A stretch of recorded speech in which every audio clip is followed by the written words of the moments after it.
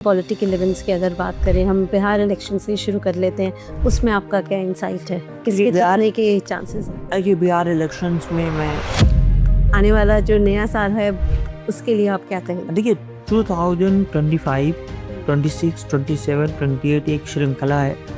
25 जितना खराब था 26 उससे भी खराब होगा। हमें पता है इंडिया पाकिस्तान का भी पीछे वॉर हुआ, कुछ सुनने में आ रहा था हम इंडिया पे दोबारा कुछ अटैक करने का वो लोग सोच रहे हैं। ऐसा कुछ आपको नहीं, देखिए ऐसा है, मुस्लिम कंट्रीज हैं, उनके मिल के अटैक करने की संभावनाएं हमेशा है। स्टॉक में इन्वेस्टमेंट या गोल्ड में इन्वेस्टमेंट आप क्या सजेस्ट करेंगे 2026? सर, भारत के नए पीएम का क्या कौन चेहरा बनेगा? मेरी कैलकुलेशन में आता है कि कौन सी राशियां ऐसी हैं जिनके तारे बुलंद होने वाले? राशिफल के बारे में मैं बता दूं जी, 12 राशियों में पूरा विश्व है। कुछ राशियों को मैं ये कहता हूँ कि उनको सावधान रहना होगा 2026 में। वो है जैसे विकी कौशल आगे उनका फ्यूचर क्या प्रेडिक्ट कर? विकी कौशल का आशाराम बापू ही एक ऐसा व्यक्ति थे जिनको ज्ञान था, हालांकि उन्होंने मेरे हिसाब से कोई गलत काम किया। शाहरुख जी के दोनों बच्चों में धन का तो अलग विधान, यही चीज लोग नहीं समझ पाते। सर, इंडिया का स्पोर्ट्स में आपको क्या फ्यूचर दिखता है? वाल्मीकि जी लिखते हैं कि माँ सीता जब वहाँ छुपती हैं तो उनके बाल पकड़ के वो घसीटता हुआ ले जाते हैं। हाँ, तो लोग कहते हैं उनको टच तक नहीं किया। What the rubbish!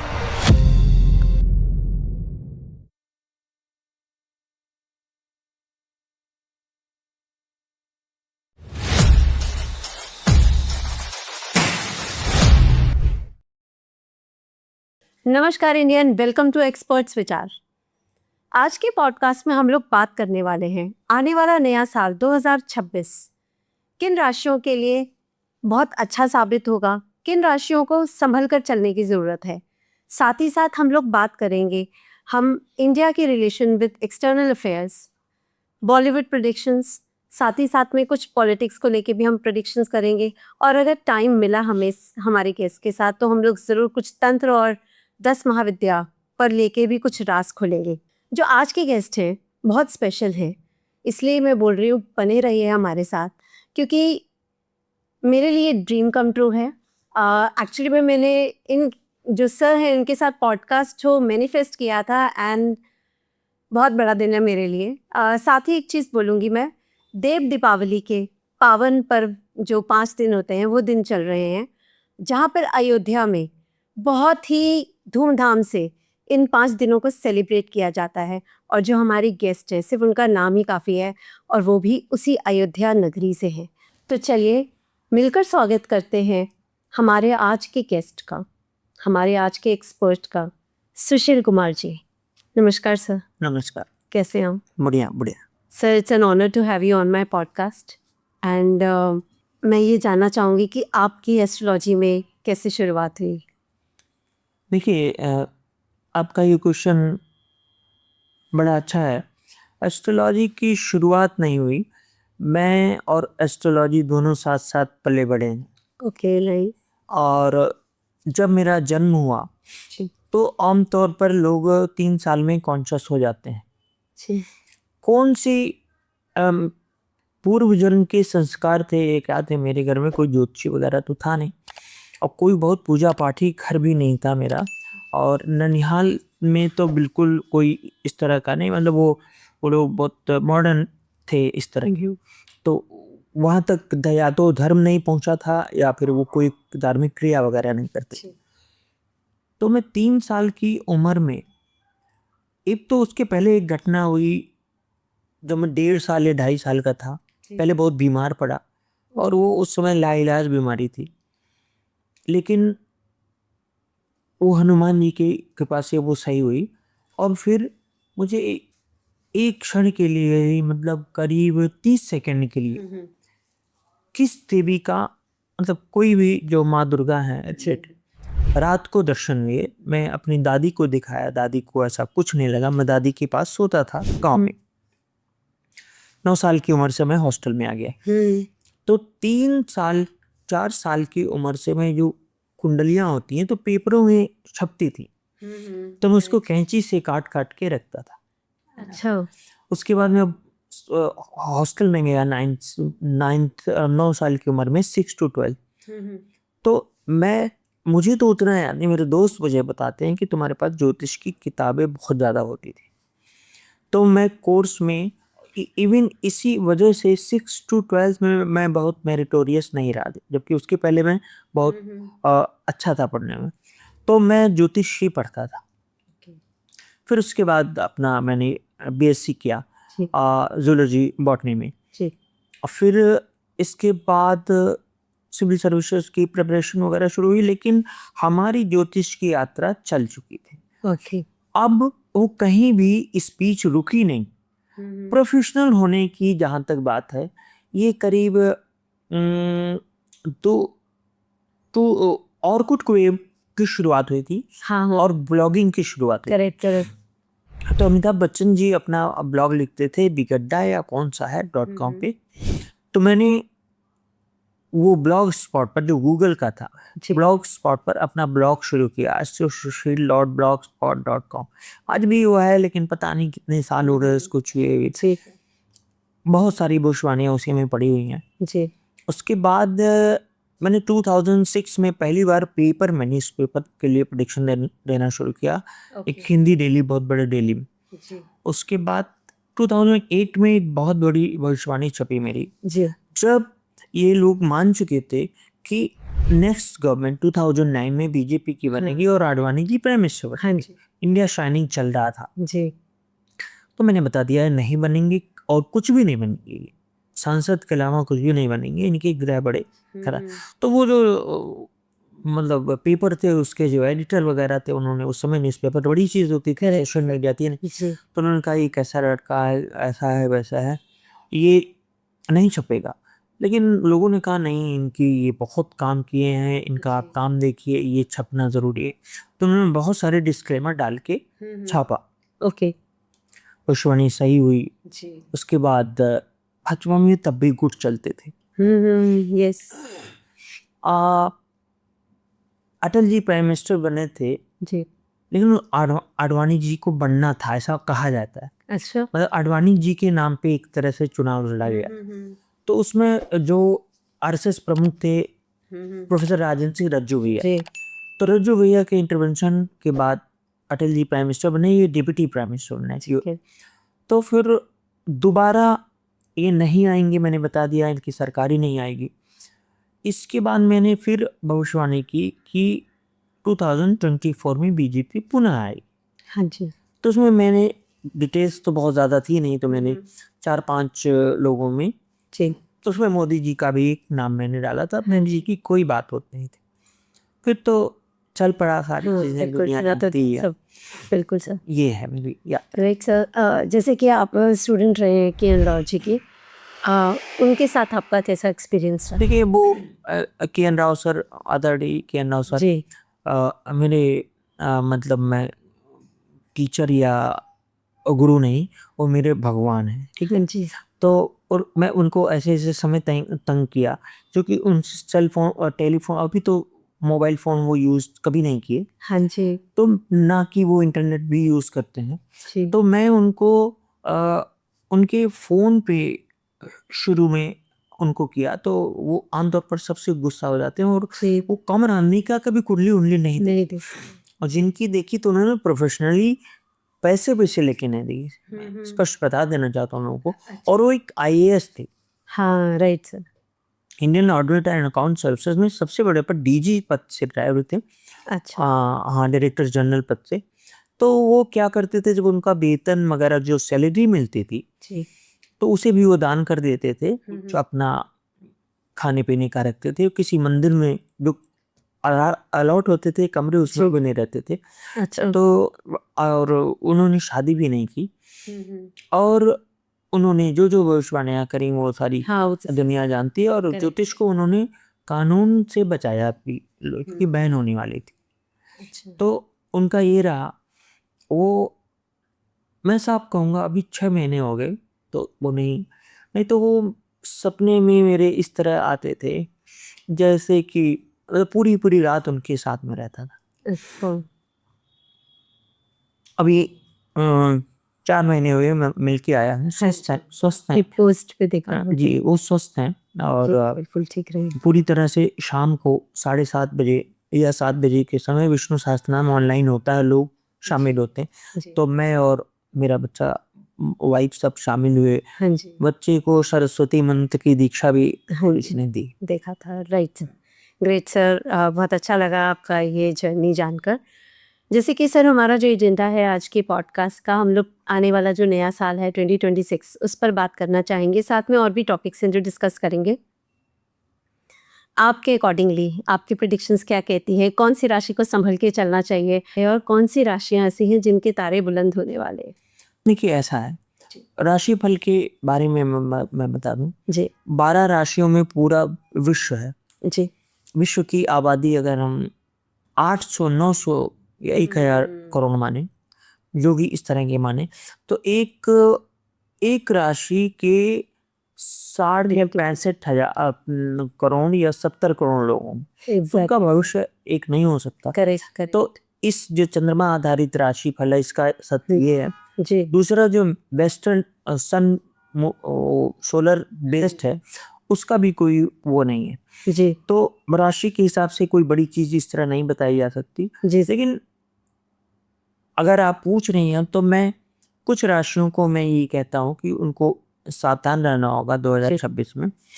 वो है वृष राशि, अच्छा। टॉरस जी और वृश्चिक राशि, स्कॉर्पियो। इसके अलावा मिथुन राशि और इसके अलावा मकर राशि और कुंभ राशि। अच्छा। इनको थोड़ा सा संभल के रहना होगा। क्या मतलब क्या कहना चाहेंगे, ऐसा क्या इवेंट्स इनको इवेंट्स किन चीजों को लेके उनको इनको किसी भी तरह के विवाद से बचना, अच्छा विवाद से बचना होगा, डिस्प्यूट से बचना होगा और इनहेरिटेड प्रॉपर्टी को लेके जो विवाद होगा उससे थोड़े दिन के लिए उनको दूर हो जाना पड़ेगा। मतलब इससे ना करें। और घर के अंदर जो है वो इंस्टीट्यूशन में जहाँ वो काम कर रहे हैं, बिजनेस में, हर जगह, और चूंकि ये एनर्जी देगा और ये झगड़े का उपद्रव का है, तो किसी भी तरह के उपद्रव और ये इन सब चीजों से और चीजों से नहीं मतलब है। अच्छा। बाकी चीजें ठीक है, इन पर ध्यान देना होगा कि किसी तरह का विवाद मुकदमा वगैरह ना है, ऐसा प्रॉब्लम फेस करें। ठीक है, बाकी सब राशियों के लिए बढ़िया जाने वाला है। Great sir. एंड अगर हम कुछ इवेंट्स या कुछ घटनाओं को लेके बात करें नेक्स्ट ईयर, जैसे ग्रहण भी पड़ रहा है, तो आप थोड़ा सा हमें अगर प्लीज इस चीज़ को लेके गाइड करें, घटनाओं को लेके आगे आने वाला साल क्या कहेंगे? क्योंकि हमने 2025 देखा है, कोई बहुत अच्छा नहीं गया। एयरप्लेन क्रैश हुआ, बसेस में भी पीछे 4-5 ब्लास्ट रहा, नेचुरल कैलेमिटीज़ आई हैं, फ्लड्स आए हैं। तो इसमें आप आने वाला जो नया साल है उसके लिए आप क्या कहेंगे? देखिए 2025, 26, 27, 28 एक श्रृंखला है। 25 जितना खराब था, 26 उससे भी खराब होगा और ऑनवर्ड्स ऐसे जाएगा। तो 2026 दो चीज़ों के लिए जाना जाएगा। एक तो एजिटेशन, सड़क पर आंदोलन। अच्छा। बहुत सारी मांगों के लेके, जैसे अनएम्प्लॉयमेंट, गरीबी और लोकतांत्रिक लोकतंत्र की बहाली, ऐसे सारी चीज़ों के लेके अभी जो 25 में शुरू हुआ है, अमेरिका में शुरू हुआ, इंडिया में। हाँ करेक्ट। तो ये एक ग्लोबल होगा और लोग सड़कों पे उतरेंगे और अपनी मांगे रखेंगे, पुतले जलाएंगे, लाठी चार्ज होगा, ये सारी घटनाएं। और इसके अलावा विस्फोट। और अभी भारत की अगर मैं बात करूं तो नवंबर और दिसंबर के बीच में कहीं ब्लडशॉट या किसी तरह का कोई ऐसा सामूहिक हत्या या सामूहिक दंगा, किसी तरह का दंगा या बिहार इलेक्शन से रिलेटेड कुछ हो सकता है, यूपी से, बिहार से, वेस्ट बंगाल से, नॉर्थ ईस्ट से रिलेटेड कुछ चीज़ों का जो मतलब आतंकी कार्रवाई घटनाएं कुछ इस तरह का होना दिखता है। और पूरे साल भर ये स्थिति ये है कि एक तो अशांति का माहौल रहेगा देश में। दूसरी चीज पॉजिटिव चीज है, एनर्जी सेक्टर बड़ा अच्छा काम करेगा ओके। एनर्जी सेक्टर में, और मैकेनिकल सेक्टर में अच्छा काम होगा। टेक्नोलॉजी के स्तर में हम बड़े आगे जाएंगे जी। और प्रधानमंत्री मोदी के लिए जो बुरा तो होगा ही, लेकिन जो अच्छा होगा वो कुछ कुछ मामलों में उन्हें रिवार्ड मिलेगा। वो मतलब कुछ एक नंबर से उनके बढ़ेंगे, कुछ नया काम अच्छा, ओके। 2026। Interesting sir. बट अच्छा ही हो, बस हम यही होप करते हैं नेगेटिविटी सब दूर हो और अच्छा बना रहे आगे का टाइम। तो सर जैसे कि हम थोड़ा सा इन इवेंट्स पे डिस्कस करते हैं, जैसे कि पॉलिटिकल इवेंट्स की अगर बात करें, हम बिहार इलेक्शन से ही शुरू कर लेते हैं। उसमें आपका क्या इंसाइट है, किसके जीतने के चांसेस है? देखिए बिहार इलेक्शंस में मैं जीत हार पर मैं कोई भविष्यवाणी नहीं कर अच्छा, हूँ। जी। उसका बहुत सारा कारण है कि तेजस्वी की कोई कुंडली नहीं है, लोग अनावश्यक यूज करते हैं। नीतीश जी की कुंडली अच्छे लोग, अच्छे ज्योतिषी भी यूज करते हैं, नॉलेजेबल जी। कई दोस्त भी हैं जी। और वो लोग भी यूज करते हैं, लेकिन मैं उसमें भी मैंने कोई अच्छी चीज नहीं पाई, मतलब कि वो मैच नहीं करी। अच्छा। अब तीसरी चीज है कि कौन सीएम का फेस है, बीजेपी की तरफ से डिसाइडेड नहीं है, तो मैं रिजल्ट पर तो नहीं जाऊंगा। लेकिन बिहार इलेक्शंस बहुत आपाधापी, झगड़े, मारपीट, दंगे और आंदोलन, इन सब चीज़ों में होगा, नंबर एक। नंबर दो, मतलब ये इलेक्शन जाना जाएगा, हाँ। ऐसा इलेक्शन होगा कि इसको याद रखा जाएगा। लेकिन इस इलेक्शन के बाद जी। वो इंडियन पॉलिटिक्स 45 डिग्री घूम जाएगी। अच्छा। मतलब जनरली थोड़ा सा परिवर्तन आता है, तो मैं कह रहा हूँ 45 डिग्री, बिल्कुल। मतलब और वो घूमते घूमते फिर वो बढ़ती जाएगी 90, फिर इस तरह ये होगी।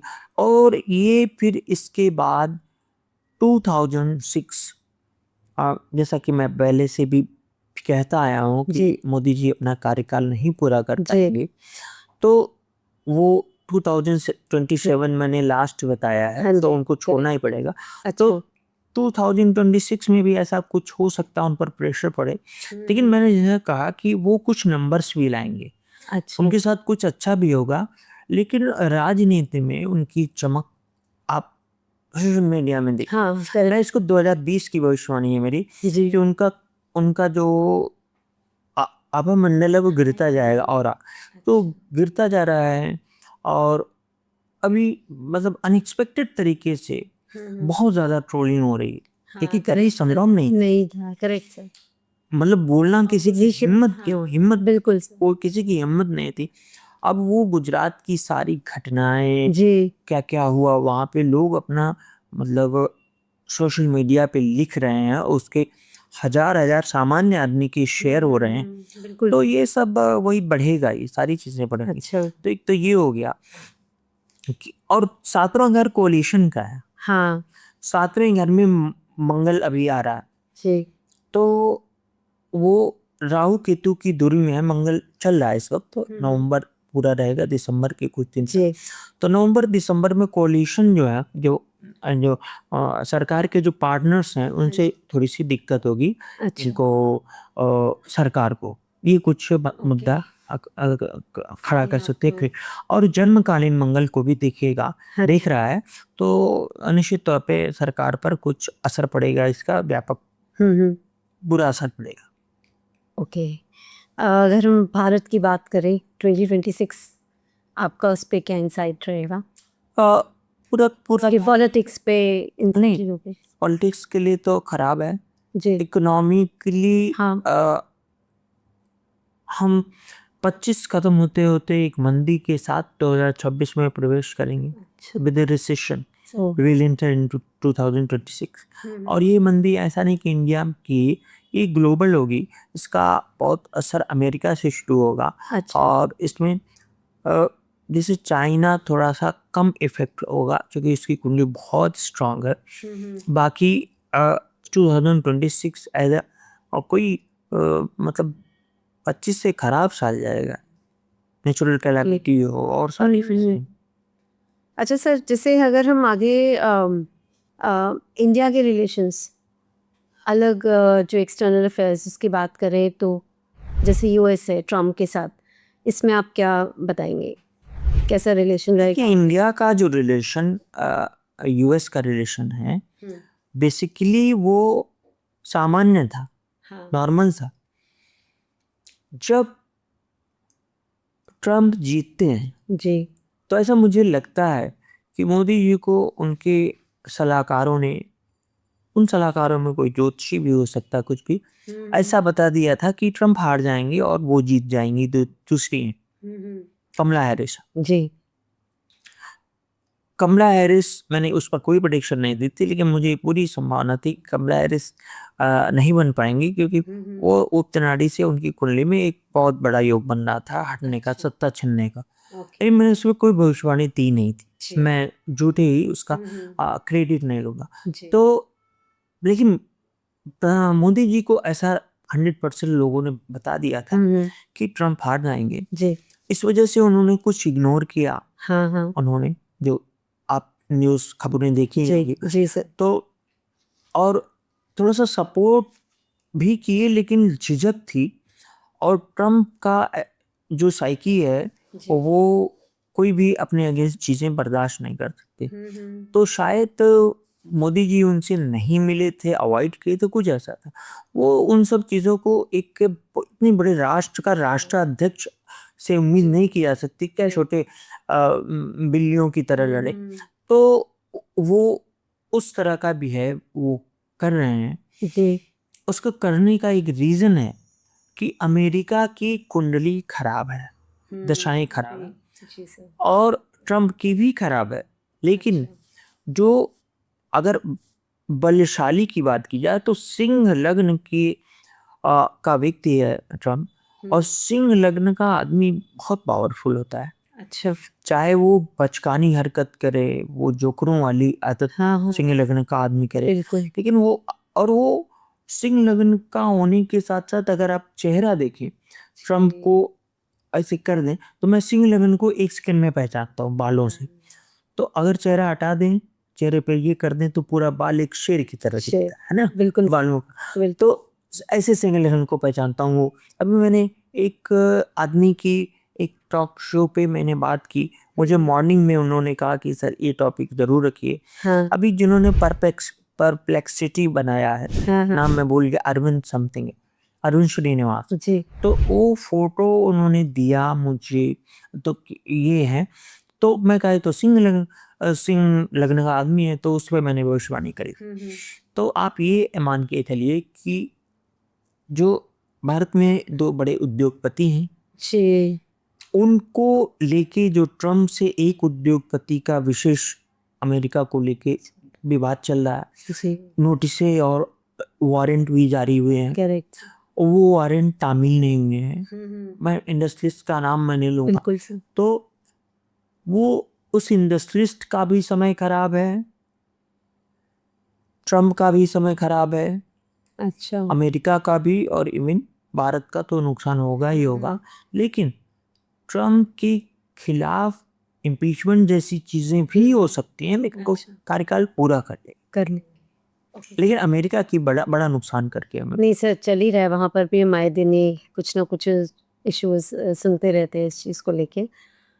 वो भी, उनका भी कुछ कहना भी था कि उन्होंने वॉर रुकवाई है, तो मुझे नोबेल पीस अवार्ड मिलना चाहिए, कुछ ना कुछ इस चीज़ नोबेल, के लेके। मुझे तो नहीं मालूम कि नोबेल ऐसे मिलता है। हाँ बिल्कुल। हम लोग जब सिविल सर्विसेज की तैयारी करते थे तो नोबेल का वेट करते थे कि पूछा जाएगा कि इकोनॉमिक्स किसको मिला, फिजिक्स में किसको मिला नोबेल, शांति का किसको मिला, लिटरेचर का।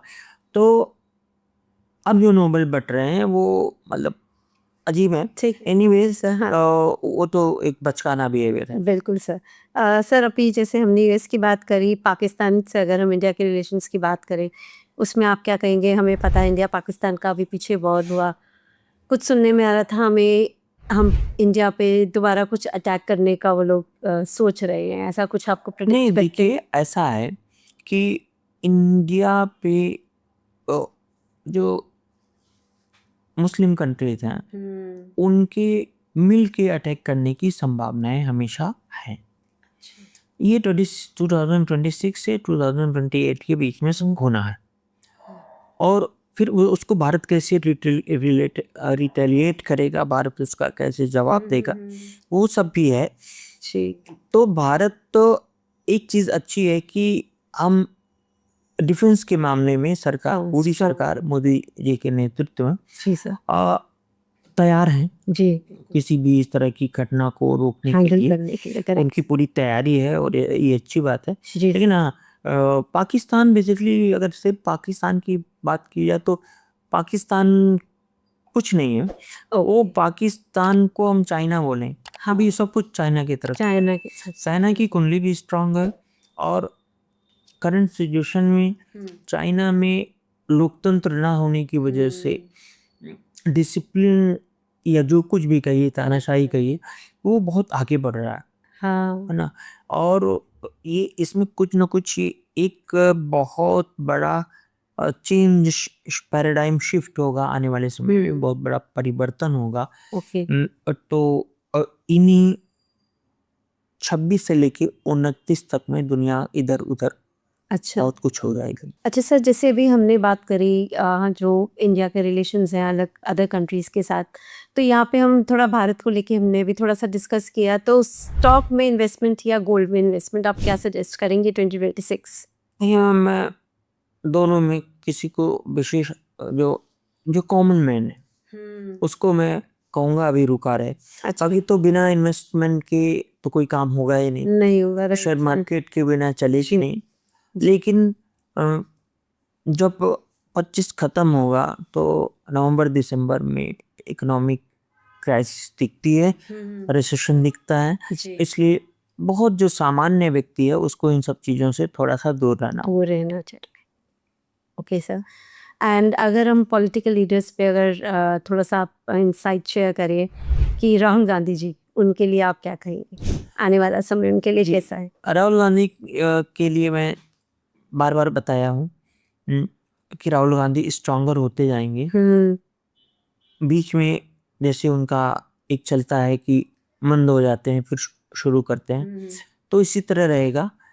वो बड़ी कुर्सी प्रधानमंत्री का तो नहीं पाएंगे कभी भी, किंग मेकर वो कभी बन सकते हैं और अपोजिशन के सबसे बड़े लीडर के तौर पर राहुल गांधी रहे। बिल्कुल, कहीं ना कहीं बिहार इलेक्शन पे भी हम देख रहे हैं तेजस्वी जी के साथ मिलके कुछ कहीं भी अपोजिशन का सबसे बड़ा चेहरा राहुल गांधी ही रहेंगे। अच्छा, और ये एक तरह से अगर हम देखें तो ये बहुत आश्चर्यजनक बात है, क्योंकि इन्हीं राहुल गांधी को 2014 तक अपोजिशन के लोग भी मजाक उड़ाते थे।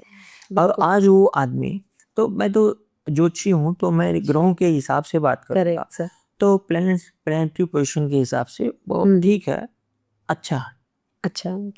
Nice sir. And Yogi Adityanath ji के लिए आप क्या कहेंगे? योगी आदित्यनाथ जी के लिए मैं पहले से भी कहता रहा हूँ, अभी कह रहा हूँ, उनकी कुंडली स्ट्रॉन्गर है, उनको दैवी शक्तियाँ प्राप्त हैं। हाँ, करेक्ट। और वो जो मठ है गोरखनाथ का, तो वो मत्स्येंद्र नाथ से लेके इन तक जो चीज़ें, वो शक्तियाँ चलती हैं, वो इन तक पहुँची हैं। उनको हटाने के कम से कम, जहाँ तक मुझे याद है, 50 प्रयास हुए होंगे। करेक्ट, बिल्कुल बिल्कुल। वो नहीं हटे, मैंने कहा भी था नहीं हट पाएंगे। तो उनका समय 2026 थोड़ा सा मंद रहेगा। अच्छा, लेकिन वो मुख्यमंत्री पद पर रहेंगे, काम करेंगे। हाँ जी, नहीं, बहुत अच्छा काम कर रहे हैं, हमने काफ़ी तरक्की होते देखा है वहाँ स्टेट का। सर, भारत के नए पीएम का क्या, कौन चेहरा बनेंगे? हाँ, ये बहुत बड़ा सवाल आपने पूछा, क्योंकि मेरी कैलकुलेशन में आता है कि बीच में प्रधानमंत्री का बदलाव होगा, तो कौन बनेगा, इसके लिए जो बनेगा उसके साथ अन्य की कुंडलियाँ उपलब्ध होनी चाहिए। हाँ जी, तो मैं बता सकता हूँ ये बनेंगे। अच्छा, अब मेरे पास 2-3 लोग हैं जी, उन्हीं की कुंडलियाँ हैं, अगर मैं कह दूँ यही बनेंगे तब तो भविष्यवाणी गलत होगी। करेक्ट तो जैसे गडकरी जी के बारे में है, हाँ कुंडली ठीक है उनकी, अच्छा फडणवीस की कुंडली ठीक है, जी और देवेंद्र फडणवीस हाँ जो जी महाराष्ट्र के चीफ मिनिस्टर हैं, वो आने वाले समय में हाँ जी आ, योगी जी के लाइन में कतार में रहेंगे, जी जो नई लीडरशिप है। राइट और इसके अलावा कोई नया चेहरा भी हो सकता है। और जो भाजपा की असमंजस की स्थिति है, अध्यक्ष अपना भले चुन ले, लेकिन अभी असमंजस की स्थिति फरवरी मार्च तक बनी रहेगी, और मतलब 2-3 महीने शुरुआत के 2026 तक के। तो यही है। अच्छा जो फॉरेन मिनिस्टर हैं उनका नहीं चांस लगता बनने का? जयशंकर हाँ जी क्या बनने का? पीएम बनने का। कुछ भी हो सकता है, मैंने तो देखा नहीं कुंडली। चेक जो भारत में जब वो एक एक विदेश सचिव जब विदेश मंत्री बन सकता है, जो कि नहीं बनना चाहिए। चंद्रशेखर जी कहा करते थे कि एक नौकरशाह को नेतृत्व नहीं देना चाहिए, हाँ उसके विरोध में रहे हैं, क्योंकि नौकरशाह नेतृत्व नहीं कर सकता। तो अगर उनका लिखा होगा तो वो भी बन सकते हैं, क्या आते हैं नहीं भाई आप पता रहे ना आपने अभी कुंडली एनालाइज नहीं करा सबका। सर जैसे अभी हमने पॉलिटिकल लीडर्स पे बात किया, मैं अगर हम सेलिब्रिटीज़ पे आते हैं बॉलीवुड में, तो उनके लिए आप क्या कहेंगे? जैसे विकी कौशल है, आगे उनका फ्यूचर क्या आप प्रिडिक्ट कर? विकी कौशल का भविष्य ठीक है। जी कोई जैसे अभी जो उन्होंने लगातार हिट दी है, जी तो वो मैं ये नहीं कहूँगा कि हाँ वो लगातार हिट ही देने जाएंगे। अच्छा सामान्य है, जी और करियर उनका सामान्य तरीके से रहेगा। आगे चल के ऐसा नहीं कि वो लगातार हिट देते जाएंगे, अच्छा करियर में गैप भी आएगा। और उनकी शादीशुदा जिंदगी में भी प्रॉब्लम है, जो बिल्कुल कोई सबके लिए आश्चर्य की बात है, लेकिन ज्योतिषी के लिए कहाँ आश्चर्य की बात हुई? ज्योतिषी तो करेगा ही। तो मेरे लिए आश्चर्य की बात नहीं है कि मतलब उनकी शादीशुदा जिंदगी में प्रॉब्लम्स आएंगी। आप कौन से ईयर प्रिडिक्ट करते हैं? कुछ नहीं बोल सकते हैं? अच्छा ओके आपके अकॉर्डिंगली कौन सी फीमेल एक्ट्रेस है जो 2026 में छाने वाली है बॉलीवुड? देखिए जिनकी कुंडलियाँ उपलब्ध हैं, हाँ जी जिनका आपने रिव्यू किया। हाँ जिनका मैंने देखा है, जी मैंने बहुत लोगों का तो नहीं देखा। हाँ तो रश्मिका मंदाना, अच्छा हाँ वो, और ये भविष्यवाणी मैंने 2 साल पहले भी की थी कि वो चलते नहीं, आज भी देखिए अभी भी हाँ रश्मिका रिसेंट रिलीज हुई है। मतलब आगे की तरफ जा रही हैं रश्मिका मंदाना में। और कुछ नई अभिनेत्रियां हैं उनमें, उनका मैं नाम भी नहीं मुझे मालूम है। 2-1 की कुंडली लोगों ने उपलब्ध कराई थी, कुछ उन लोगों ने भी दी थी। ओके और तो फीमेल में इनका और सारा अली का भी ठीक रहेगा। अच्छा 2000 जानवी कपूर सर? जानवी कपूर का भी 2026 ठीक रहेगा। अच्छा okay so way to go राष्ट्रपति लेकिन आपके जी शाहरुख जी के दोनों बच्चों में बेटी का भविष्य बड़ा अच्छा है। वो फिल्मों में मैं नहीं कर रहा हूँ, अच्छा और जो मेन चीज तो धन होता है ना, फिल्म तो माध्यम, बिल्कुल तो अल्टीमेटली उस घर की, शाहरुख खान परिवार की वो मेन अच्छा वो दिखती है, प्रमुख आगे बढ़ते हुए दिखती। तो उनके बेटे ने भी अभी कुछ जैसे ओटीटी पे लॉन्च किया। हाँ बेटे ने लॉन्च किया, तो वो उनका कैसा चलेगा? दिया, हाँ जी तो वो ठीक है, वो ऑफ कोर्स कोई और किया होगा, हाँ जी तो बेटे का उतना बढ़िया नहीं। अच्छा अच्छा सर अगर हम बात करें आलिया भट्ट की, उनके लिए आप क्या बोले? आलिया भट्ट का ठीक है, सामान्य है। अच्छा ओके और फिल्में करेंगी तो अच्छी। हाँ अच्छी चलेगी। सर इंडिया का स्पोर्ट्स में आपको क्या फ्यूचर दिखता है? बहुत बढ़िया। अच्छा ये 2026 भारत के लिए स्पोर्ट्स के लिए जाना जाएगा। ओके बहुत सारी उपलब्धियां उनको मिलने वाली हैं, अच्छा और कुछ बदलाव भी होंगे टीम्स में। ज़्यादा लोगों को मैं नहीं जानता, जी कुछ प्लेयर्स का करियर मतलब डामाडोल या समाप्ति की ओर जाएगा।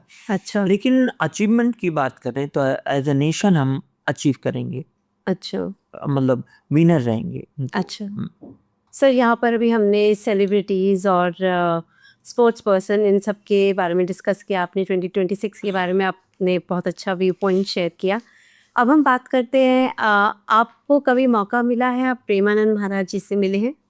नहीं, मैं मिला नहीं हूँ जी। और मैं ऐसा कोई मेरा प्लान भी नहीं है। अच्छा। अब मैं गुरु चूज़ करता हूँ तो जो मैं मुझे सेलेक्टिव बहुत हूँ। जी। तो आज के ज़माने में मेरे गुरु जो ज्योतिष गुरु हैं वो स्वयं बहुत आध्यात्मिक है। तो राइट सर। जिस कृष्ण की भक्ति प्रेमानंद जी करते हैं जी। तो उस कृष्ण का तो मेरे गुरु ने कई बार दर्शन दिया है, करेक्ट। किया है, दर्शन अच्छा। किया है, अच्छा। साक्षात दर्शन किया है मेरे गुरु ने। तो दूसरी बात, मैं उनसे नहीं मिला। अच्छा, जैसे वो बात करते हैं कि नाम जप करने से हमारे जो भी संचित कर्म होते हैं उसका नाश होता है, आगे बेटरमेंट की तरफ जाते हैं। इसमें आपका क्या व्यू पॉइंट है कि क्या वाकई में डेस्टिनी बदलने की ताकत रखता है नाम जप करना? देखिए, इसके जो थॉट्स हैं इसमें ये है कि डेस्टिनी जो लिखा है होगा तो वही, हाँ। लेकिन जो घटना होनी है वो कई बार रुक सकती है अगर किसी देवी देवता का प्रभाव हो और नाम जब या कोई भी हो। मैंने कुछ लोगों को देखा है, बहुत सारे उदाहरण हैं हाँ जी। कि उनको गंभीर बीमारियां हुई और वो ट्रेस भी नहीं करे और उनको पता भी नहीं चली मेरी कुंडली उनके पास में है। वो बीमारी आई भी नहीं और मतलब आई और चली गई, पता नहीं चला। तो देखिए, जो ईश्वरीय विधान है उसमें जो देवी देवता हैं वही तो मतलब ईश्वर का तो कॉन्सेप्ट जो है वो सब में है। हाँ बिल्कुल सर। लेकिन जो नॉन हिंदू या अब्राह्मिक रिलीजन है, जो किताबी धर्म है, क्रिश्चियन हुआ, जो जुडाइज्म हुआ और मोमडन हुए, तो इन लोगों का है कि इनका ईश्वर मतलब वो अदृश्य है, उसे देखा नहीं जा सकता और उसके बारे में कुछ नहीं कह सकते। तो लेकिन हमारे यहाँ भी है, हमारे यहाँ भी कोई ईश्वर का दावा नहीं करते। गीत ने भी कहीं नहीं कहा कि ये ईश्वर है, लेकिन हमारे यहाँ ट्रिनिटी है, त्रिगुणात्मक शक्तियाँ हैं, ब्रह्मा विष्णु महेश या उसी के बाद अवतारों की परंपरा है, राम और कृष्ण है, और फिर देवियों की है और 10 महाविद्याएं हैं। तो रही बात नाम जप की, तो नाम जप बहुत काम करता है। अच्छा। और आदमी जो कुछ मुक्ति चाहता वो नाम जप में हेल्प कर अच्छा, मिलेगा। मोक्ष पाने। लेकिन अगर आप कहें कि नाम जप से आपको धन मिलेगा, वैभव बढ़ेगा, ऐसा नहीं। क्या बात कर रहे हैं सर? ईश्वर देखिए सर मटेरियलिस्टिक मटेरियलिस्टिक, अगर आप देखिए जो सबसे बड़ी देवी हैं त्रिपुर सुंदरी, माँ त्रिपुर सुंदरी, सारा वैभव पैसा, उनका जो ओरिजिनल जो षोडाक्षरी मंत्र है उसको अगर किया जाए तो वो आदमी जंगल में जाके करेगा, उसको धन से दूरी मांगेगा वहां से। अच्छा। ऐसा है कि इसकी कहानी है कि जब परशुराम की शक्तियां भगवान राम ने सब छीन ली और वो भी कारणवश कि जब उन्होंने धनुष पर प्रत्यंचा चढ़ाई तो उन्होंने कहा कि अब तो मैं मान गया आपको, आप भगवान विष्णु हैं। तो उन्होंने कहा इसको मैं क्या करूं, इसको मैं कहाँ चलाऊं, आपका मैं सारा जो शक्तियां हैं, अध्यात्म है, सब कुछ वो छीन लूं या आने जाने की शक्ति। तो उन्होंने कहा कि मेरी शक्तियां छीन लीजिए, आने जाने की जरूरत मुझे पड़ेगी। तो वो जब बिल्कुल मतलब श्रीहीन हो गए, सब कुछ उनके पास सब खत्म हो गया, भगवान राम ने उसको समाप्त कर दिया। तो वो जाते हैं परशुराम जी और उनको श्री विद्या मिलती है, मतलब ये चाहे आप त्रिपुर सुंदरी कहिए, चाहे ललिता सहस्त्र नाम कहिए, चाहे राजराजेश्वरी कहिए, वो श्री यंत्र में बेसिकली वो श्री यंत्र में निवास करती हैं। और मैं इस पटिक के श्री यंत्र ज़्यादा कहता हूँ लोगों से। तो वहाँ पर वो जाके तो उन लोगों ने भी जो मांगा वो वैभव नहीं मांगा। अच्छा। और उसके बाद आता है ये कलयुग में, मतलब इस युग में, एरा में शंकराचार्य को माँ ने दर्शन दिया कश्मीर में, त्रिपुर सुंदरी माँ ने, जी जिसका कि सौंदर्य लहरी में उन्होंने वर्णन किया। करेक्ट। फिर उसके बाद करपात्री जी महाराज को दर्शन हुआ होगा, ऐसा मुझे लगता है, क्योंकि वो इतने बड़े संत थे। तो उनके दो शिष्य थे जो शंकराचार्य हैं, निश्चलानंद सरस्वती जी, स्वरूपानंद सरस्वती जी। अच्छा स्वरूपानंद के जो वो हैं अविमुक्तेश्वरानंद, जो उन्हीं के हैं। तो ये दोनों लोग भी श्री विद्या के बहुत बड़े उपासक थे। जी इन लोगों ने भी कोई वैभव वगैरह नहीं माना। तो नाम जब से अगर आप, तब देखिए, धन को पाना है, वैभव को पाना है, तो आपको त्रिपुर सुंदरी और माँ कमला यानी लक्ष्मी जी, हाँ जी इनकी पूजा करनी होगी। साउथ ईस्ट को स्ट्रॉन्ग करना होगा, नॉर्थ को स्ट्रॉन्ग करना होगा, ओके और कमला देवी की तस्वीर लगानी होगी साउथ ईस्ट में, और त्रिपुर सुंदरी को श्रीयंत्र के में स्थापित करके घर के साउथ ईस्ट में रखना होगा।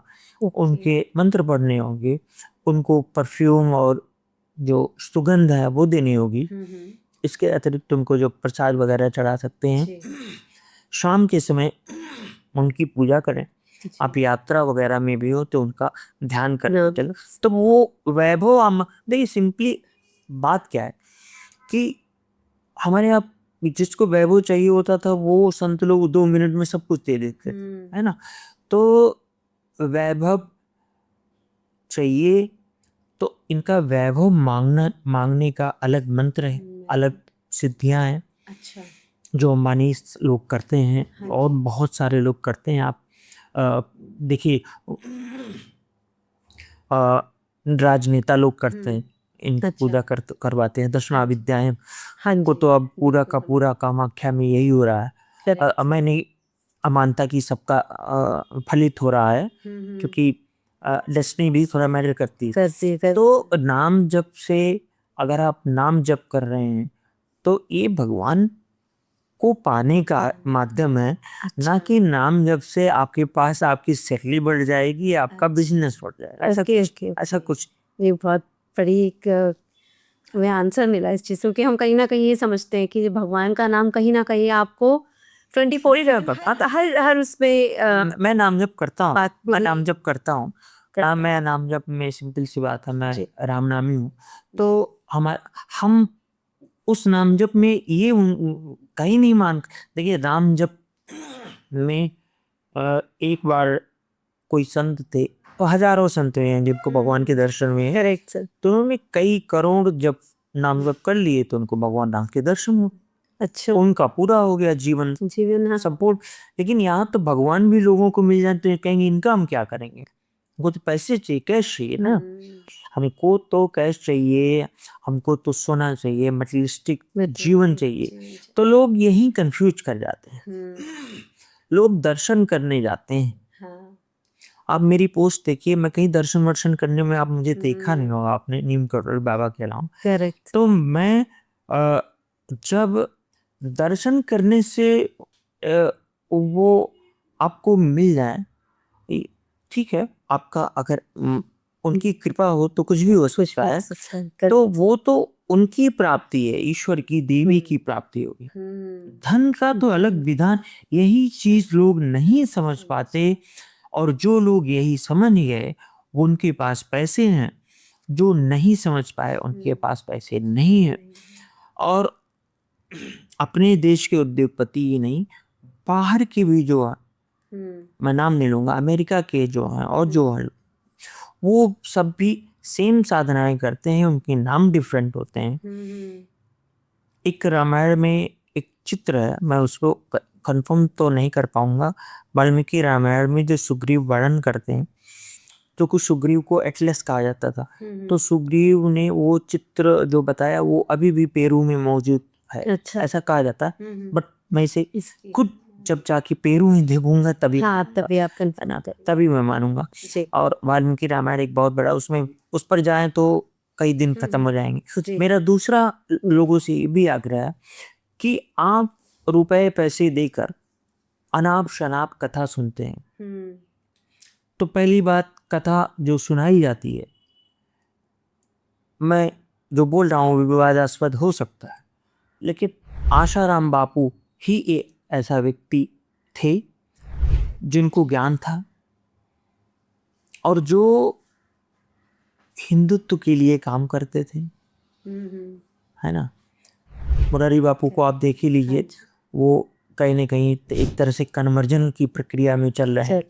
तो आशाराम बापू एक सामान्य पिछड़ी जाति से हो, छोटी जाति से होगी, लेकिन उन्होंने तो भगवान का तो ज्यादातर संत छोटी जातियों से थे, लोग जानते नहीं इस बात। तो आशाराम बापू जी ने भगवान को लोगों तक सही रूप में दीक्षा दी, पहुंचाया और लोगों को वैभव मिला, लोग समृद्ध हुए। फिर उसके बाद उनकी करनी थी वो फंस गए। हालांकि उन्होंने मेरे हिसाब से कोई गलत काम नहीं किया। मैं किसी के चरित्र पर कानून अपना फैसला देता है सबूतों पर, लेकिन मेरा विश्वास होता है, मैं उस व्यक्ति को देखा हूं, वो व्यक्ति ये काम नहीं कर सकता। और मैंने इससे बहुत सारे लोगों से बात की जिनको वो आज भी दर्शन देते, बहुत बड़ी बात है। हालांकि मैं उनका फॉलोवर नहीं, मेरी आदत है, मैं फॉलो नहीं करता हूँ। मेरी ये बहुत अच्छी कही है, खराब कही है, मैं भीड़ चाल से बसता हूँ। बच्चा कहीं ना कहीं बहुत बड़ी बात आप क्योंकि मैं बड़ी बात नहीं है, यही बात मैं बोलता हूँ, सही बात बोलता हूँ। अच्छा। अब आजकल एक कथाकार नए आए हैं, नाम नहीं लूंगा, पहले गाना वाना गाते थे, गजलें सुनाते थे। उनकी कथा में राम राम ऐसी घटनाएं बताते हैं कि भगवान राम मंदोदरी को जब रावण मर गया तो पहली बात बताते हैं कि लक्ष्मण जी गए, कहते हैं उनसे जाके ज्ञान लो। रावण जैसे पापी से भगवान राम क्या ज्ञान लेने भेजेंगे, उसके पास क्या ज्ञान था, वो सिर्फ तांत्रिक सिद्धियां थी, उसके पास कोई ज्ञान व्यान नहीं था। रावण को ग्लैमराइज किया गया, ग्लोरीफाई किया गया। और अब कुछ लोग निकले हैं जो अब जब वाल्मीकि रामायण पढ़ रहे हैं तो रावण जैसा चरित्र, रावण जैसा खलनायक अखिल विश्व में, ब्रह्मांड में, जब से ये पैदा हुई पृथ्वी ये अस्तित्व में आए अब तक कोई नहीं हुआ, इतना गंदा था वो। और लोग उसको कहते, सीता जी को उसने छुआ तक नहीं। भाई उसको श्राप था कि जबरदस्ती नहीं, कुछ जबरदस्ती नहीं कर सकता था, मतलब जो कोई उस तरह का काम। लेकिन वो सीता जी को जब हरण वो करता है, पहली बात तो लक्ष्मण रेखा का कॉन्सेप्ट नहीं था, ये गलत है, रामायण में नहीं।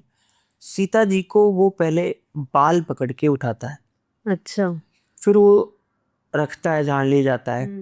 फिर जब जटायु आते हैं, जटायु से जब उनका युद्ध होता है तो सीता जी भागने का प्रयास करती हैं, एक पेड़ के आड़ में छुप जाती हैं। वाल्मीकि जी लिखते हैं कि मैं वाल्मीकि को मानता हूँ, 1000 रामायण को लिखते, मेरे लिए कोई मैटर नहीं करता। मैं अयोध्या का हूँ, मैं राम का वंशज हूँ, मैं सूर्यवंशी हूँ, मुझे मालूम है मैं कहाँ से रामायण को पकड़ूंगा।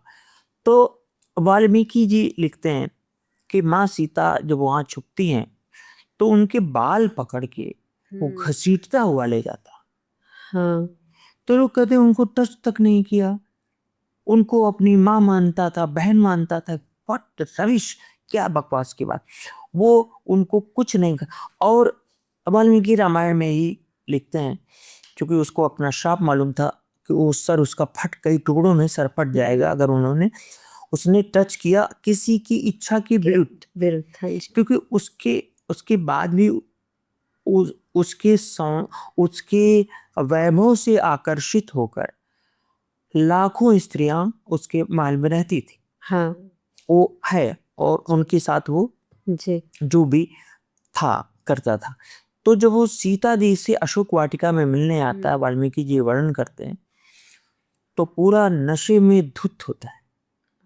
शराब के नशे में वो पूरा नशे में धुत और वो काम वासना से रहता है। और सीता जी को जब वो धमकी देता है तो माँ सीता सीता जी को बहुत कम समझा गया और वहीं भगवान राम को भी कम समझा गया। वो जो उनको निकालने उकालने की बात है वो मैं कभी और करूँगा। वो सब बहुत बड़े उच्च स्तर की बातें हैं, दर्शन से भी परे हैं, वो नहीं बताया जा सकता। ये सीता माँ वो बहुत पावरफुल थी और मिथिला एक ऐसी सोसाइटी थी जहाँ महिलाओं को उस समय जैसे ओपन सोसाइटी थी। सोशलॉजी में आप पढ़िए, मैं सोशलॉजी में बहुत ज़्यादा मार्क्स पाया था सिविल सर्विसेज में। यूपी में तो मैं टॉप किया था, सबसे ज़्यादा पाया। तो सीता माँ एक ओपन सोसाइटी में थी, भगवान राम एक क्लोज सोसाइटी में थे। अयोध्या एक रूढ़वादी समाज था, शहर दोनों थे जी सर। तो उसका एक और उदाहरण दूंगा कि जब जनक जी दशरथ जी से कहते हैं कि भाभियों को भी बारात में लाइए। सोचिए आज के 20 साल पहले हमारे यहाँ महिलाएं बारात में नहीं जाती, शहर की ना गांव की। उस समय मिथिला में महिलाएं बारात में जाती थी।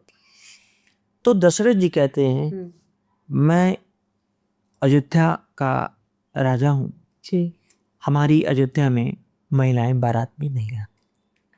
तो सीता जी को मतलब उनको सब उनको सारी विद्याएं मालूम थी। तो रावण को जब तीर्थजटा समझाती है, कोई समझाता है, तो वो रावण वहां से जाता है, चले जाते हैं। वो उसके बहुत सारे रूप थे। जैसे वो मैं नेताओं में नाम तो नहीं लूंगा, वो आजकल के जो गिरगिट नेता लोग होते हैं, वो जरूरत पड़ने पर पैर पकड़ लेगा, जरूरत पड़ने पर मारने लगेगा, जरूरत पड़ने पर रोने लगेगा, भेष बदलेगा। ये तो रावण का सीधे सीधे वाल्मीकि रामायण में स्पष्ट उल्लेख है कि सारे देवता आते हैं, भगवान विष्णु से कहते हैं कि आपको पृथ्वी पर जाइए आप, और वो राम के रूप में पृथ्वी पर आते हैं। लेकिन कृष्ण जब भगवान कृष्ण जब विष्णु के रूप में, विष्णु का जो कृष्ण अवतार है वो सिंह अवतार है। भगवान कृष्ण अकेले आते। लेकिन रामायण के अनुसार भगवान राम जब यहाँ अवतरित होते हैं, उनके साथ लाखों देवताओं के पुत्र यहाँ आते हैं, अवतरित होते हैं। उसमें कई हजार तो वानरों में थे, जैसे सुग्रीव हैं, ये भी किसी का अवतार थे, नल ये भी अवतार थे, अंगद अवतार थे। और उसके बाद ये भगवान राम के बाद लक्ष्मण, भरत, शत्रुघ्न ये भी अवतार थे। कुछ लोग कहते हैं भगवान राम इनकम्प्लीट अवतार है, भगवान कृष्ण 16 अवतार है, ये 12। अरे ये कौन सी बात नहीं, कोई वो 2 ही अवतार है मेन जो पूजनीय है, जो भगवान है। बाकी तो कुर्म हुए, चाहे जो भी हुए, चाहे परशुराम हुए, वो भगवान नहीं थे। तो इनका ही कंप्लीट अवतार था। तो कुछ शक्तियां इन लोगों में भी थी।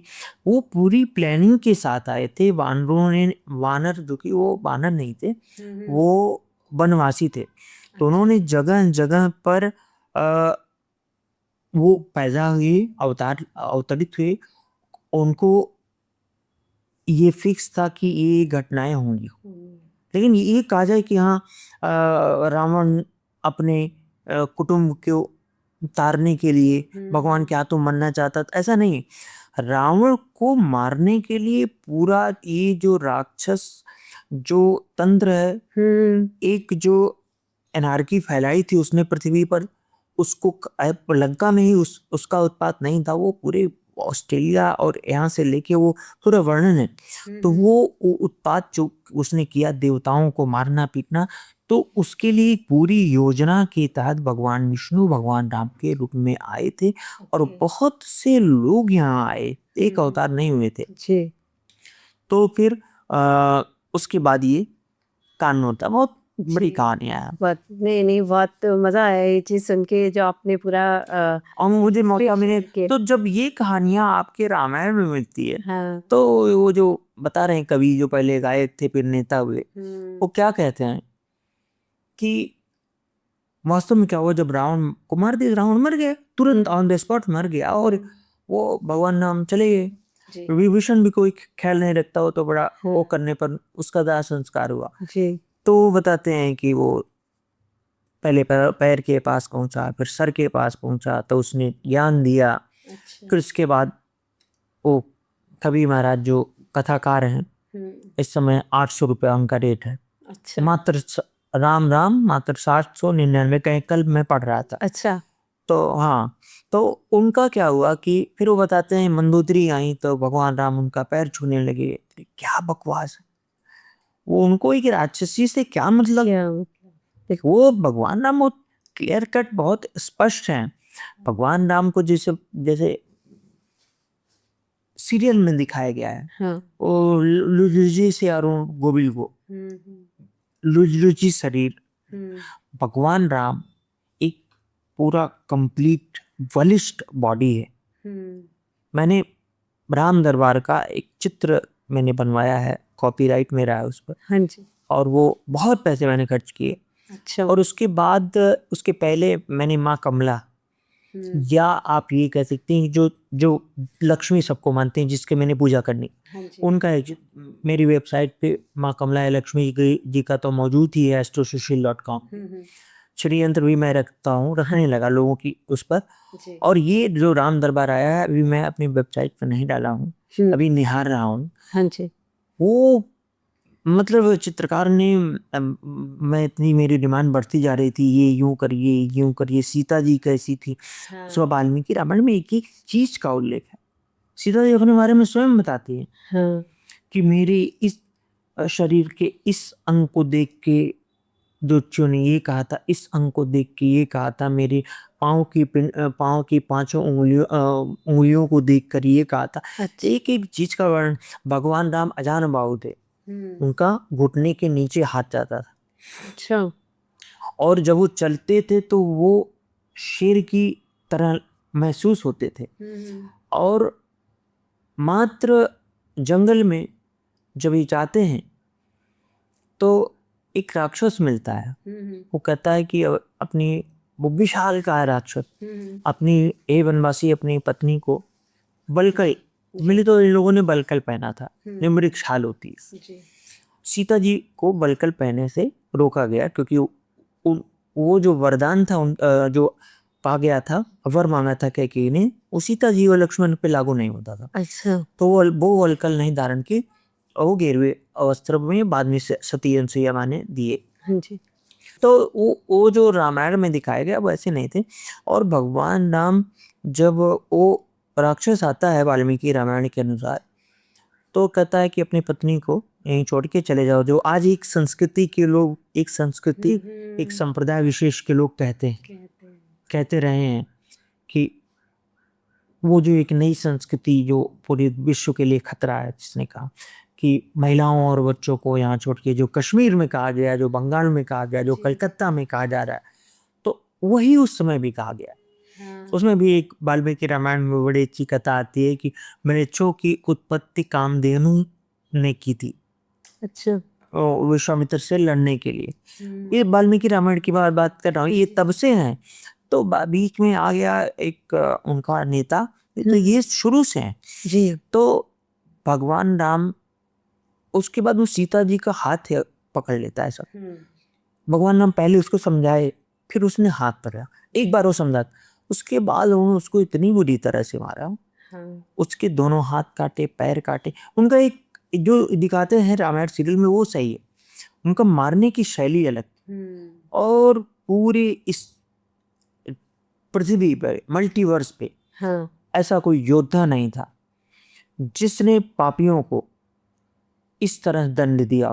कई बार अपने अधिकारों से परे जाके मारा। जब वो सुग्रीव को मारते हैं जी तो सुग्रीव कहता है कि तुम कौन होते हो मुझे मारने वाले।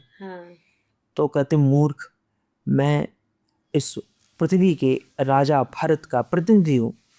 तो जो प्रतिनिधि शब्द है वो प्रतिनिधि भरत ने तो बनाया नहीं था। तो उन्होंने मारा क्योंकि तुम वो गलत है, उन्होंने मारा, उन्होंने उसको मारा। फिर उन्होंने वही क्रोध की बात होती है कि लोग कहते क्रोध नहीं करते थे। जब सुग्रीव उनका वर्षा ऋतु बीत गई, सुग्रीव मग्न हो गया शराब और उसमें। अच्छा। तो कहते थे कि सुग्रीव को भूल गया सब कुछ। तो भगवान राम, कोई भी आदमी, कोई भी दर्शक जाके पढ़ सकता है वाल्मीकि रामायण। आज की जो इस समय बची हुई रामायण है उसमें उल्लेख से जाके कह दो सुग्रीव से कि वो रास्ता अभी तक खुला है जहां बाली गया है। ये भगवान राम के शब्द थे जिसे आज फिल्मों की डायलॉग बोले जाते। तो वो प्रतापी थे वो, और जो जिसके अंदर रामत्व तो नहीं है, राम का अंश नहीं है, जो जो राम से घृणा करता है उसकी तो बात ही छोड़िए। बिल्कुल। जो राम को अपने अंदर समाहित कर लेगा वो किसी से नहीं डरेगा। भगवान राम सब कुछ दे देंगे, वैभव और वगैरह सब दे देंगे। जी, नहीं, बहुत बहुत इंटरेस्टिंग डिस्कशन चल रही है इस चीज़ पे, लेकिन मैं भी हम लोग एक सेपरेट पॉडकास्ट कर सकते हैं इस चीज़ को लेके सर। जहाँ पे अभी बहुत हमने डिफरेंट टॉपिक्स पे डिस्कस किया, यहाँ पे मैं ना थोड़ा सा कुंडली के ऊपर और आगे एक टॉपिक और रह गया, इस पे बात करना चाहूँगी। जैसे एस्ट्रोलॉजिकली कुंडली देखी जाती है सर, इसमें कुछ योग होते हैं, कुछ दोष होते हैं, है ना? तो इसमें आप बताएंगे, जैसे एक राजयोग होता है, एक विपरीत राजयोग होता है, आप उसमें क्या कहेंगे, क्या है दोनों योग? देखिए, ये आप जो पूछ रही हैं कैसे काम करता है बेसिकली? ये आप जो पूछ रही हैं मैं बताना चाहूंगा, दर्शकों को बताना चाहूंगा, ये ज्योतिष का की LKG है। अच्छा, अच्छा, ओके, बिलो LKG, ओके। क्या बोलते हैं, प्रेप, क्या बोलते हैं जब बच्चा, नर्सरी, प्री नर्सरी वाला। हाँ, जो बच्चा जाता है, इसमें कुछ दम नहीं है। अच्छा जी। ये इतना मतलब साधारण है। इस तरह की कोई राजयोग वो योग से कोई भविष्यवाणी नहीं होती।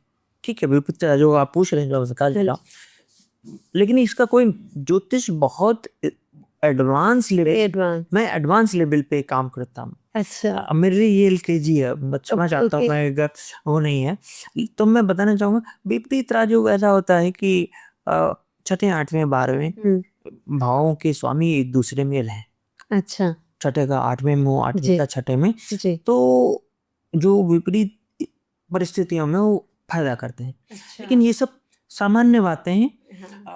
तो आपके हिसाब से फिर कौन सा ऐसा योग है कुंडली में जो नहीं, वो ऐसे नहीं बताया जा सकता। अच्छा, ज्योतिष को मैं बेसिक्स जो एडवांस में लाने वाला हूँ पढ़ाई ज्योतिष की। मैं अभी तक गुप्त नाड़ी का कुछ कोर्स में दिया हूँ लोगों को, और मैरिज एंड मनी पर एक कोर्स में दिया हूँ, अच्छा, जो कि social.com पर है। जी। और 10वां विद्या पर एक कोर्स। लेकिन मैंने पूरी ये जो ज्योतिष को मैं बता रहा हूँ एडवांस लेवल, ये मैं लाने वाला हूँ। मेरे पास समय नहीं मिलता है। जैसे बहुत बड़े लेखक होते हैं, वो कभी नहीं कुछ लिख पाते, कुछ लोग कभी, मैं कभी बुक नहीं लिख पाया।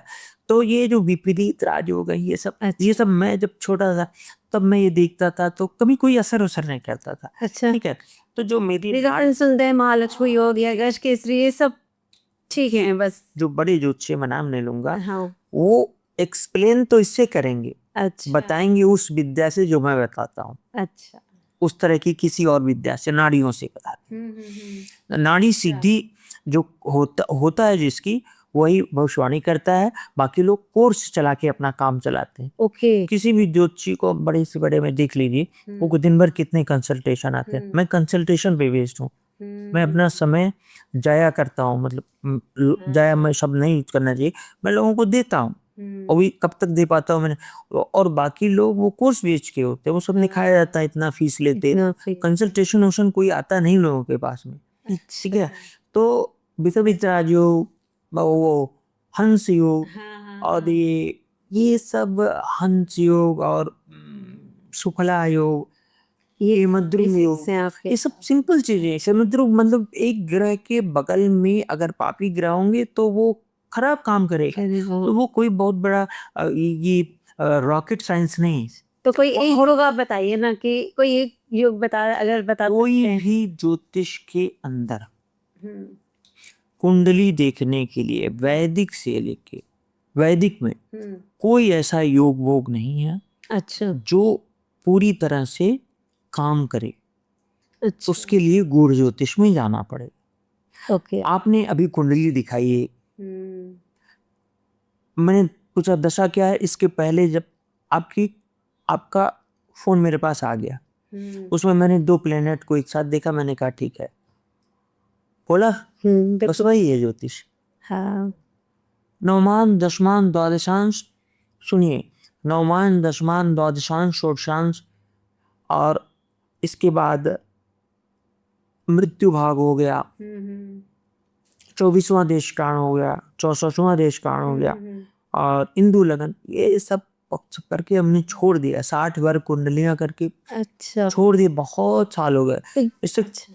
जो एक्यूरेट है इससे नहीं हाँ। मिलता। अच्छा सर, अभी आप जो बात कर रहे थे गुप्त नाड़ी जो ज्योतिष है, उसमें आप ये बताएंगे कि क्या कितना बेसिक्स आना चाहिए, क्या उस नहीं बारे में आप डिस्कस बेसिक जो आप पूछ रहे हो आना चाहिए, अच्छा। ग्रह राशि और ग्रहों। सिंपल चीजें आना चाहिए। अच्छा। उसके बाद लेकिन लोगों को मूल ज्योतिष जो ऐसा आपने पूछा अभी, ये हाँ। ये योग वो, इनको छोड़ के राशियों को, ग्रहों को, दशाओं को समझना, और उससे ग्रहों के कारकों को समझना।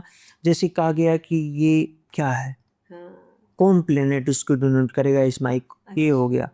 जो ये वो basic जो हमारे पीछे जो मोबाइल रखी, इसका कौन सा, ये इतना यहाँ तक पहुंचना होगा कि सामने जा रहे हैं ये 3 चीजें, मैं गाड़ी में बैठा हूं। जैसे मैं एक सिंपल सी घटना बताता हूँ।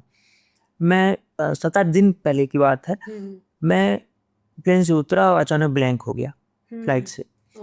दो बस चली गई, तीसरे में मैं बैठता हूँ। तो जब मैं बैठता हूँ और फिर मैं कुछ सोच रहा होता हूँ, तो लास्ट में व्हील चेयर वाले होते हैं। मैं देखता हूँ चारों तरफ व्हील चेयर, मैं अकेला। अच्छा। मैंने पकड़ लिया, मैंने कहा ये तो शनि दर्शन दे चुके। फिर मैं समझ गया कुछ शनि रिलेटेड काम होने वाला। फिर मैं आगे आता हूँ तो मेरे कुछ काम गड़बड़ होते हैं। अच्छा। लौटते वक्त फिर जब मैं फ्लाइट में बैठता हूँ तो मेरे बगल एक ब्लाइंड आदमी ऐसे करके मोबाइल ऐसे ऐसे कर, हमने कहा घोर शनि। तो फिर मैं कहा ठीक है, जो भी कुछ गलत चलत होगा होगा। तो इस तरह प्लेनेट को पकड़ा जाता है ओके। है ना। और जब मैं पहले वैदिक पे काम करता था तो पराशर लाइट सॉफ्टवेयर से प्राण दशाओं तक फिर स्टेज होता है, महादशा, अंतर्दशा, प्रत्यंतर दशा, शुभ दशा, प्राण दशा। तो प्राण दशा में ये तक बता देते थे कि ये कोई हमारे पास आने वाला है, और एक लेवल के बाद सिद्धियां हो जाती। ठीक है। नहीं, बहुत अच्छे से एक्सप्लेन किया सर। अभी अगर मैं आप जानना चाहूँ, एक छोटा सा अगर आप समराइज करके जो 10 महाविद्या का भी आप कराते हैं, उसके बारे में आप क्या बताना चाहेंगे? देखिए 10 महाविद्याओं में पहले 10 महाविद्या को जगह जगह से आप पढ़िए। हाँ जी।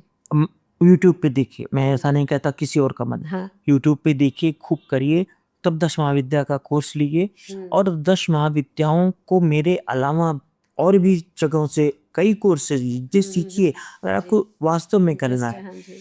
और कुछ इसमें खराब मिलेगा, कुछ कचरा मिलेगा, तो लेकिन सीखने के लिए आपको अपना लक्ष्य साधना है कि हमको धन धन धन कमाना कोई बुरी बात नहीं। अगर आपको धन चाहिए, आकर्षण चाहिए, आपको खूब सारा लेजर चाहिए, तो कुछ को मांगिए, आपको मिलेगा। शत्रुओं से बचाव के लिए तो काली है माँ, बंगलामुखी है, माँ तारा है, इनकी उपासना करिए, मिलेंगे। यस, कुछ नहीं, सामान्य भाषा में सबको समझना है तो हनुमान जी को सार लीजिए।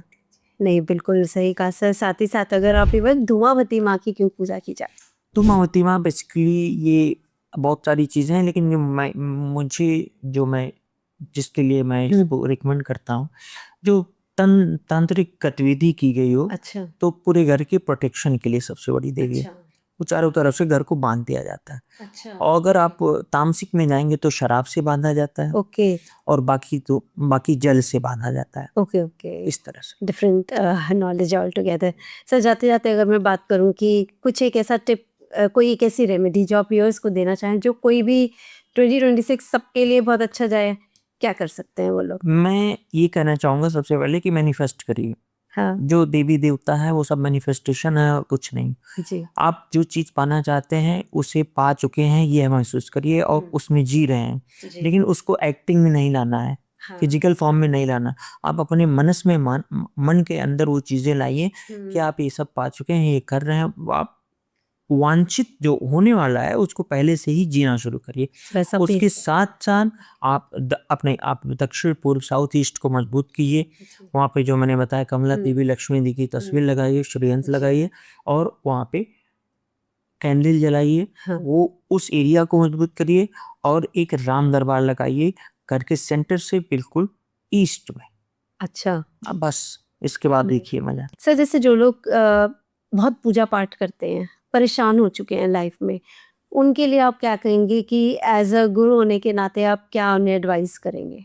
देखिए वो परेशान हो चुके हैं तो परेशान अपनी नींद ना बनाए। हाँ। वो अपनी सोच को करे कि अब मैं परेशान बिल्कुल नहीं हूँ। ये परेशान शब्द ही नहीं यूज़ करे, वो एक महसूस करें कि मैं सही हूँ, सब कुछ सही चल रहा है और अच्छे लोगों की संगति करें और कुछ ना हो तो राम राम ही करें जी और बाकी जो साधनाएं बताएं वो ही बिल्कुल। Thank you so much sir, आपने टाइम निकाला, आप आए, आपका बहुत बहुत धन्यवाद। एंड बहुत अच्छा लगा। व्यूअर्स भी बिल्कुल एंजॉय करेंगे जब ये पॉडकास्ट देखेंगे। तो मैं व्यूअर्स को यही बोलना चाहूँगी, थैंक यू सो मच, आपने इन तक पॉडकास्ट देखा। बने रहे हमारे साथ और प्लीज़ आपको ये पॉडकास्ट अच्छा लगा तो लाइक शेयर एंड सब्सक्राइब भी करें चैनल को ज़रूर। और मिलते हैं एक नए एक्सपर्ट के साथ, उनके नए विचारों के साथ नेक्स्ट एपिसोड में। तब तक के लिए stay healthy and keep shining.